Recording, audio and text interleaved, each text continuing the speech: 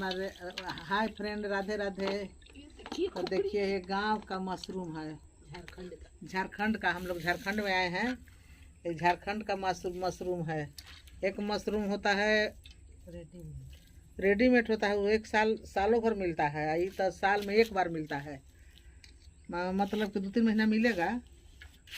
धरती से निकलता है ये। आज हम लोग पहली बार खा रहे हैं झारखंड में मशरूम।